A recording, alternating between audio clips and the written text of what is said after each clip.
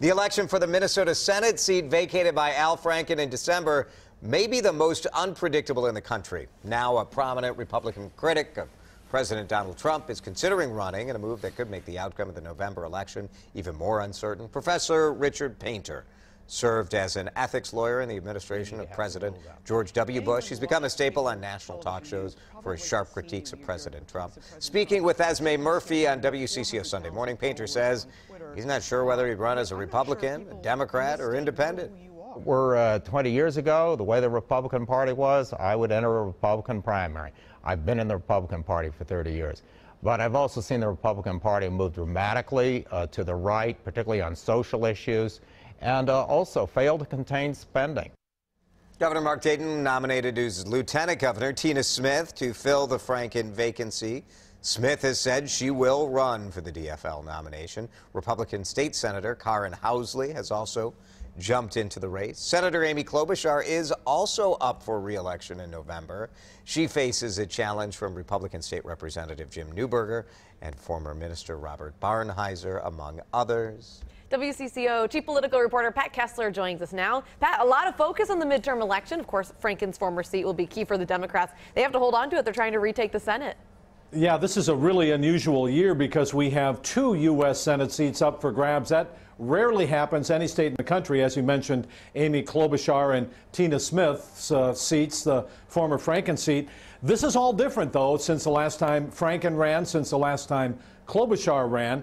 So if Richard Painter gets in, and he hasn't decided on the party, as you mentioned, it could shake it up in any number of ways. One thing really important to remember is that President Trump ran very strongly here in Minnesota, particularly in areas outside Minneapolis-St. Paul metro area. So he lost Minnesota by only a point or two, 1.7 percentage points. But he is very strong outside the Twin Cities area, and that could be a very big factor. So that is really an open question, how that Senate seat's going to go. And you're right, a lot of national attention on this particular seat. Let's go back to the Trump gun plan. Are you surprised that the age restriction was left out? You know, no, not surprised. Let's just say this out loud. The president, just a couple of weeks ago, we remember these remarkable open meetings he's been having in the White House with Democrats and Republicans. It's been fascinating to watch, and he gets a lot of credit for doing that. But at that last meeting on guns right after the shooting, he taunted Republicans and Democrats, saying they were afraid of the NRA and that he was not afraid.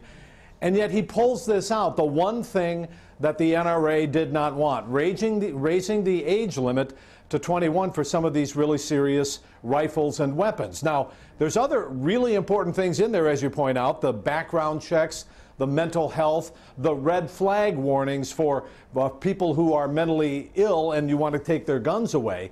So there are really important things in here, but it really shouldn't be a surprise because we've come to expect the president says one thing, but a week later has a different view. We know this morning at the Minnesota State Capitol, a group of lawmakers, we've got Republicans and Democrats, they're introducing 2 bills to reduce gun violence. What do you know about those? Yeah, this is something that's really important, too. It's there's a number of bills being introduced here at the Capitol, and it is a very sharp focus, just like it is nationally, these bills that are all coming now. They range from raising the age limit on assault rifles to assault weapons bans to fortifying schools. There are a whole number of bills.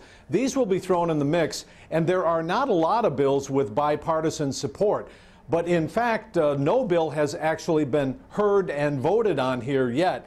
And the session is starting to get shorter, so we're going to have to see where these go. All right, Pat, busy day as usual. Yep, you bet. We'll look for you on the news at 5 and 6. Thank you. All right.